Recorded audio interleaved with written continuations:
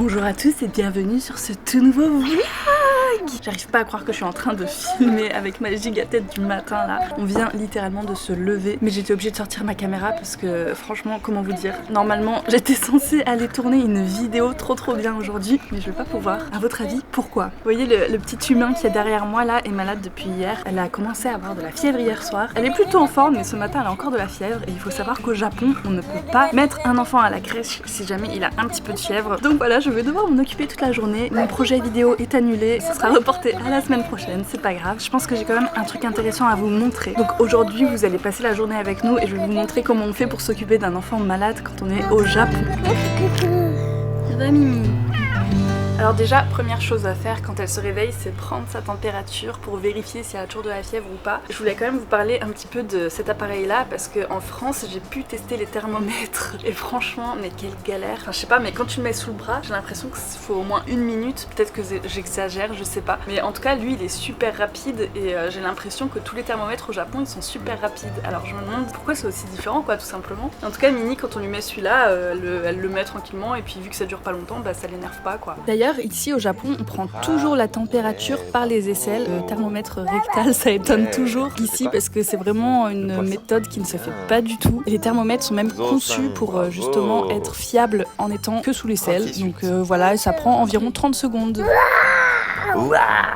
Ensuite, deuxième chose qui est importante aussi, quand on constate qu'elle a toujours de la fièvre, on va sur une application qui s'appelle Kodomon. Donc c'est l'application que tous les parents utilisent quand ils ont des enfants qui vont à la crèche. Et en fait, c'est hyper pratique comme application parce que vous avez dedans directement un formulaire de contact où vous pouvez écrire par exemple qu'elle sera en retard ou qu'elle sera absente. Vous pouvez cocher des cases, nous on va mettre malade, ensuite on va mettre tous les symptômes qu'elle a, fièvre, diarrhée, etc. Oui, parce que je vous ai pas dit, mais elle a de la diarrhée aussi depuis hier soir, donc c'est vraiment pas facile. J'en ai eu sur les doigts.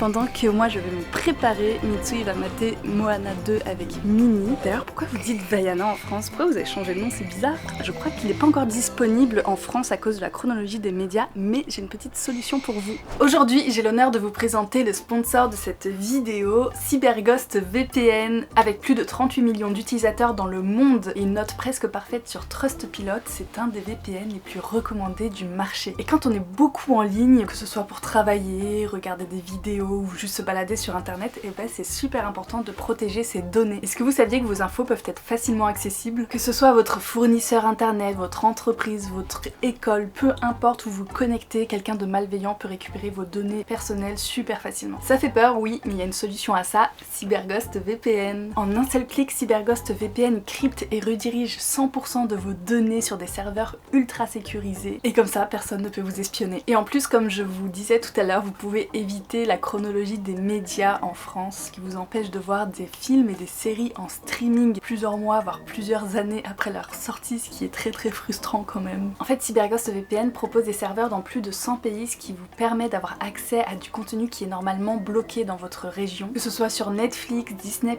Prime Video et bien d'autres encore. Nous du coup on l'utilise beaucoup pour regarder des films qui viennent de sortir et en français bien sûr. En plus vous pouvez utiliser l'application CyberGhost VPN sur tous vos appareils, téléphones, tablettes, Smart TV, ordinateur, donc c'est très pratique. Vous pouvez protéger jusqu'à 7 appareils en même temps et partager votre abonnement avec vos proches. Petit détail qui fait la différence, CyberGhost VPN ont une politique stricte de non-conservation des logs, ce qui fait que eux non plus n'ont pas accès à ce que vous faites sur internet. Et aujourd'hui j'ai donc une offre exclusive rien que pour vous, avec mon lien en description, vous pourrez profiter d'une réduction de 83% et de 4 mois gratuits. Et avec leur garantie satisfait ou remboursé de 45 jours et leur service client 24h sur 24 et 7 jours sur 7, vous n'avez rien à perdre. Et sur ce, nous on retourne voir comment va Mini.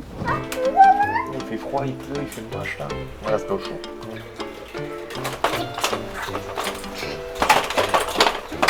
Bon voilà, comme vous pouvez le voir, elle est quand même en forme pour un petit bébé malade. Elle a très envie de sortir dehors, mais il pleut des cordes, donc c'est impossible là de sortir. En vrai, même quand elle est malade, j'aime bien l'amener en promenade pas loin, à côté de la maison dans un parc. Mais vu que là il pleut et tout, c'est vraiment pas l'idéal, donc je pense qu'on va rester toute la journée à la maison. Et je vais la faire sortir juste un petit peu dans le jardin là, histoire de prendre un petit peu l'air. J'ai oublié de vous dire aussi, mais aujourd'hui on est le 1er avril, ça veut dire que c'est le jour de la rentrée au Japon et malheureusement elle a pas pu y aller. Mais de toute façon c'est pas très grave parce que vu qu'elle est en crèche, il n'y avait pas vraiment de cérémonie d'entrée. Il y en avait une pour sa toute première entrée, mais comme là, ça fait déjà 1 an qu'elle est là-bas, il n'y avait pas vraiment de cérémonie, donc c'est pas très grave si on loupe la rentrée. Par contre, c'est aussi les sakura. Là, ils sont en pleine floraison en ce moment à Tokyo, donc c'est un petit peu dommage qu'il pleuve autant. Ça veut dire qu'on ne pourra pas vraiment les voir en pleine floraison. Je pense qu'on pourra quand même aller les voir plus tard dans la semaine s'il s'arrête de pleuvoir. Mais ouais, c'est un petit peu dommage, j'aurais bien aimé lui montrer aujourd'hui. Papa, Oui, ouais, mais quand on avance, c'est pas. n'avance pas. Ah, c'est Zozo. J'ai planté il y a quelques jours des daphnées et du jasmin. C'est vraiment les fleurs qui sentent le meilleur au monde. Je suis trop contente parce que ça donne un petit parfum dans le jardin quand on rentre le soir. C'est trop agréable. Petit point sur les médicaments au Japon. On est allé chez le médecin hier déjà. C'est assez intéressant parce que en fait, il nous donne pas une bouteille entière de sirop. Il nous donne vraiment tout ce dont elle a besoin. Donc là, elle a 1 semaine, je crois, de dose de sirop pour son nez qui coule. Et il nous donne ça avec. Donc voilà, on fait comme ça, petit à petit. Et normalement, il devrait y en avoir juste assez pour lui donner toute la semaine. Et je trouve ça cool parce que du coup, il n'y a pas de gâchis. On va faire goulou goulou. Donc là, on va lui donner son petit sirop. Maman, elle met dedans et toi, après, tu verses dans le verre. Le petit verre Ampaman. Ouais. Et après, ce qu'on va faire, comme les enfants n'aiment pas trop le goût des médicaments, on va rajouter de la gelée goût raisin, qui est un goût que les enfants aiment bien. J'allais dire bien sucré, mais je pense pas qu'il y ait de sucre à l'intérieur. C'est une gelée qui est faite exprès pour pouvoir se mélanger avec tous les médicaments. C'est pratique aussi pour les personnes qui ont du mal à avaler les médicaments en dur, parce que ça permet de faire passer très facilement, plus facilement qu'avec de l'eau. Et maintenant, on fait goulou goulou. Goulou goulou goulou goulou goulou. Faites pas attention, je me suis changée en pyjama parce que de toute façon on va pas sortir, donc je me suis dit autant être à l'aise. Vous voyez là, j'ai fait cuire du okayu, ça s'appelle. C'est du riz très mou en fait parce qu'on va le faire cuire pendant longtemps et surtout avec beaucoup d'eau. C'est un petit plat, je sais pas si on peut appeler ça un plat. C'est quelque chose qu'on fait manger aux enfants généralement quand ils sont malades parce que c'est facile à manger et surtout quand ils ont de la diarrhée et tout, le riz ça aide à remettre un petit peu de l'ordre dans le ventre. Bon et bien voilà, c'est comme ça que la journée s'achève. Je suis passée au Daiso tout à l'heure pour lui acheter des petits trucs de coloriage, elle est trop contente. Regardez, c'est un petit carnet de coloriage Ampaman. Je lui ai pris des petits crayons aussi. Voilà, on va l'occuper comme ça pour cette fin de journée. Merci. Le jaune. Kiro. Elle sait dire les 2 couleurs en français et en japonais, elle est trop forte. Et donc voilà comment ça se passe, une journée typique au Japon quand on a un enfant qui est malade et qui pleut dehors. C'est pas ultra passionnant, mais dites-moi si vous en France vous faites à peu près la même chose, je pense que oui. Sur ce, moi je vous dis à plus tard dans la vidéo, bisous. Aujourd'hui je me trouve dans la gare de Kichijoji. Comme vous pouvez le voir à mon accoutrement, il fait super froid en ce moment à Tokyo, c'est incroyable comme le temps il change au printemps, c'est un truc de fou. Bonne nouvelle, Mini va mieux. On a pu l'amener à la crèche ce matin, donc c'est très cool. Par contre moi je vous avoue que je me sens genre pas méga en forme, j'ai une migraine en fait depuis ce matin, je sens que je suis un petit peu malade, donc voilà, ça c'est la vie de maman. Quand on a un enfant qui tombe malade, généralement on est la suivante à tomber malade et puis après c'est au tour de papa. Je sais pas si chez vous c'est comme ça aussi, mais nous c'est souvent le cas. Enfin bref, c'est pas grave, je me suis quand même motivée à aller à Kichijoji parce qu'il y a pas mal d'endroits que j'ai envie de vous montrer aujourd'hui et en plus en ce moment c'est la pleine floraison des sakura et comme il pleut pas aujourd'hui, il a plu quelques heures mais là c'est terminé normalement. Je me suis dit franchement je suis obligée de vous amener les voir parce que je pense que ça va être super beau dans le parc qui est juste à côté qui s'appelle Inokashira. Il y a vraiment beaucoup de belles choses à voir. Là ça va être un petit peu ambiance Ghibli, on va faire des petits magasins assez sympas, vous allez voir, c'est vraiment très cool. Allez c'est parti, on y va.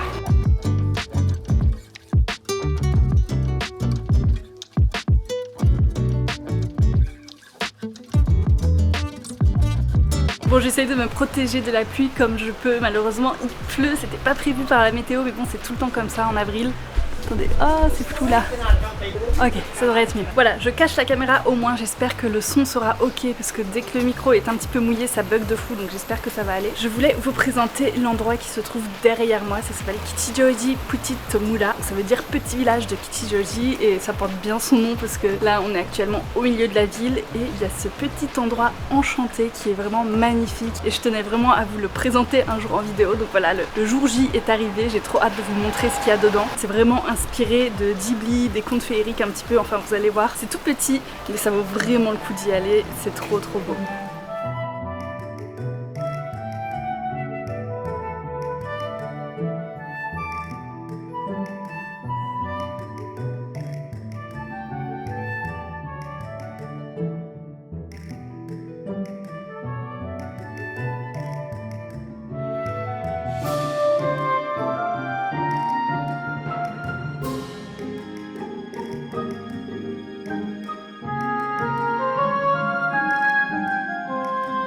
Alors là, je me trouve dans la maison de Te Hapa. Ça veut dire feuille et je trouve que ça apporte très bien son nom parce que là, on est vraiment entouré de végétation. On est dans une espèce de petite maison, on dirait une maison de gnome un peu. Enfin, je sais pas comment expliquer, mais ça fait vraiment une ambiance féerique. Moi, c'est le genre d'endroit que j'adore.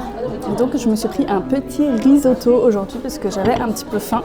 Il a l'air très bon, écoutez. Et ça, c'est une limonade chaude. C'est tout simplement une boisson au citron avec quelques herbes à l'intérieur et c'est très bon. Franchement, quand il y a un temps un peu pourri comme ça, et ben ça passe super bien. Ah ouais, c'est super bon, on sent bien le goût du romarin et tout, c'est génial. C'est un endroit qui a été créé en 2018 et ils se sont vraiment inspirés des contes de fées européens et aussi de l'esthétique du studio Ghibli. Donc vraiment, quand vous venez ici, vous avez l'impression d'être dans un film du studio Ghibli, c'est incroyable. Là, autour de moi, il n'y a que des filles qui viennent entre copines pour prendre le thé. Voilà, c'est ce genre d'ambiance vraiment calme, chill, tranquille. Et donc, comme c'est un salon de thé, ils proposent 18 sortes de thé quand même, c'est pas mal. Ils vendent aussi des tasses trop mignonnes, d'ailleurs j'en ai acheté une. J'ai pas pu m'empêcher, elle était vraiment trop mignonne, j'avais envie de toutes les prendre sincèrement. Mais c'est pas tout, dans ce petit village, il y a aussi un éco-café qui est juste en face de moi. J'aimerais bien y aller tout à l'heure, mais je suis pas sûre de pouvoir filmer, donc je vous tiens au courant. Et donc là, je vais manger mon risotto. Après, je vous propose qu'on aille faire un petit tour du village. C'est vraiment minuscule, il n'y a pas grand chose, mais bien que ce soit tout petit, ils ont quand même réussi à faire une décoration incroyable, donc ça vaut vraiment le coup de venir ici pour visiter. Oh mais c'est super bon en fait. C'est un risotto au poulet, aux champignons, mais il passe trop bien. Franchement, pour 1400 yens, en plus l'assiette elle est super grosse quoi. Cette adresse elle est validée à 100%.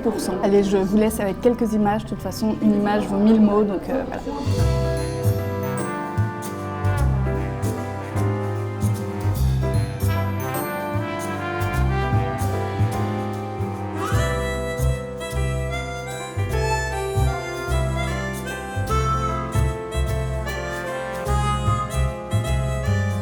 Finalement, je voulais aller au Shirohige's Puff Cream, Totoro je crois que ça s'appelle, je suis pas sûre du nom, mais c'est une pâtisserie qui est ultra connue à Kichijoji. Il y a plein de touristes qui viennent ici pour acheter leur fameux chou à la crème en forme de Totoro. Évidemment, ils étaient déjà en rupture de stock. Là, il est 15 h, donc je vous avoue que j'étais pas très étonnée. J'ai jamais eu l'occasion d'y goûter, du coup je voulais découvrir ça avec vous, mais bon, c'est pas très grave. Je voulais aussi aller les manger au parc Inokashira sous les fleurs de cerisier, mais bon, tout ne peut pas toujours se passer comme prévu, donc c'est pas très grave. On va quand même aller voir les fleurs de cerisier et on va profiter ensemble. Et si jamais je trouve un petit dessert là-bas, j'en achèterai. D'ailleurs, j'ai acheté quand même dans la boutique des petits sablés en forme de Totoro. Je me dis que comme ça, je pourrais les partager avec Minnie parce qu'elle aime bien ce genre de petits gâteaux.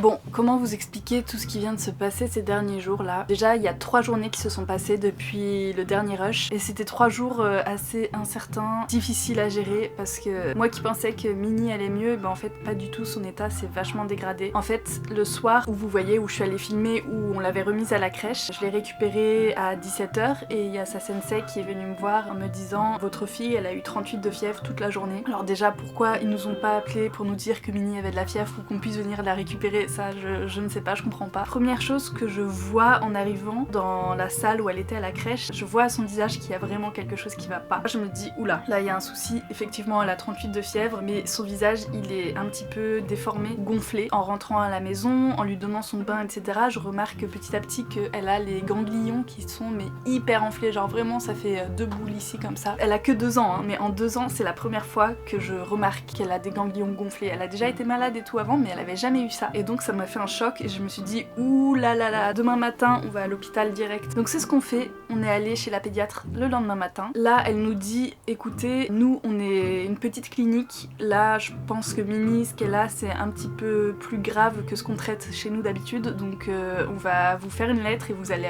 aller à l'hôpital et par contre allez-y maintenant tout de suite. Donc voilà, on nous amène en urgence à l'hôpital. Et là à l'hôpital, quand on arrive, ils lui font une batterie de tests, ils lui font une prise de sang pour savoir exactement ce que c'est. Alors je vous laisse imaginer ce que ça fait une prise de sang sur un enfant qui a seulement 2 ans. Franchement, ça peut paraître anodin comme ça, mais sur les enfants qui sont petits, franchement c'est assez atroce. D'ailleurs ils nous ont demandé de sortir de la salle quand ils ont fait la prise de sang. Alors je profite qu'elle soit en train de faire sa sieste là pour tourner cette séquence. Ah, elle est en train de se réveiller. À tout à l'heure. Je suis de retour. Je vais essayer de terminer rapidement parce que si jamais elle se réveille c'est un petit peu compliqué, surtout que nous sommes le jour J, nous sommes le jour où je dois sortir cette vidéo, donc autant vous dire que c'est ultra compliqué. On est allé à l'hôpital une première fois, on est retourné à la maison. La nuit s'est passée très très mal. Ça doit faire au moins 3 jours je pense là que je dors pratiquement pas. Tellement je suis inquiète, j'ai envie de la surveiller H24 en fait pour voir si tout va bien. Bref, il nous avait dit que si jamais on avait des suspicions de déshydratation, il fallait qu'on retourne à l'hôpital absolument. Du coup c'est ce qu'on a fait ce matin et elle a été hospitalisée toute la matinée. On lui a fait des perfusions, encore une prise de sang pour savoir où elle en était au niveau de la maladie, etc. Et malheureusement les prises de sang n'étaient pas très bonnes, donc je ne pourrais pas terminer cette vidéo d'une manière positive parce que là on est encore dans le pire de la maladie, dans le pic de la maladie. Je pense, je l'espère en tout cas que c'est le pire et que ça va aller mieux après. Donc voilà, la vidéo ne se termine pas d'une manière extrêmement positive. De toute façon je vous tiendrai au courant. On a quand même un petit peu de chance dans notre malheur, c'est que tout est pris en charge, donc on n'a rien à payer, que ce soit les consultations, les médicaments, etc. On n'a rien à sortir de notre poche, donc ça c'est génial. Enfin voilà, je vais terminer cette vidéo ici. Moi je vais retourner m'occuper de mon petit bébé et je vous remercie d'avoir regardé la vidéo. Je vous dis à la semaine prochaine, je vous tiens au courant de la situation. Je tiens également à remercier CyberGhost VPN d'avoir sponsorisé cette vidéo. N'oubliez pas qu'il y a un petit lien dans la description. C'est grâce à eux si je peux continuer à vous produire du contenu, même dans les moments difficiles comme ça. Juste avant de terminer, je viens de me rendre compte d'un truc débile que j'ai oublié de vous dire et qui est très important quand même. C'est la mononucléose qu'elle a, du coup c'est ce qui est ressorti des tests. Dans de rares cas, ça peut se compliquer un petit peu et là c'est ce que Minnie est en train de vivre. Il y a quelques complications, notamment au niveau de sa gorge parce que ça gonfle et ça bloque un petit peu sa respiration, donc elle peut pas du tout respirer par le nez depuis une semaine. Là il y a ses amygdales qui ont beaucoup gonflé, ce qui fait qu'elle a un petit peu de mal à respirer et voilà, c'est assez inquiétant. La fièvre aussi qu'elle a depuis une semaine, il y a juste une matinée où ça s'est bien passé, mais à part ça elle a de la fièvre non-stop, 38 degrés. C'est très compliqué pour elle. On espère de tout cœur qu'elle va aller mieux dans les jours qui suivent. J'espère que ça va vite passer parce que franchement c'est très compliqué. Je vais devoir arrêter de travailler pendant quelques jours, peut-être quelques semaines, je sais pas. Et elle pourra pas aller à la crèche non plus. Ce qui est chiant avec la mononucléose, c'est que c'est une maladie qui dure longtemps. Donc potentiellement elle aura encore de la fièvre pendant 1 semaine, voire 2 semaines, voire 3 semaines, on sait pas. Enfin bon, 3 semaines je pense pas. La SNCL nous avait dit jusqu'à 2 semaines, ce qui est quand même énorme. Et l'état de fatigue peut durer plusieurs mois, donc c'est assez intense comme maladie. Moi je me souviens que je l'ai eu quand j'étais adolescente, j'ai même en partie redoublé ma seconde à cause de ça, tellement c'était vénère, j'étais tout le temps fatiguée, c'était assez atroce. C'est encore pire sur un petit enfant de 2 ans comme ça, c'est vraiment dur. C'est tout ce que je voulais rajouter. Je vous dis à la semaine prochaine, normalement. Bye bye.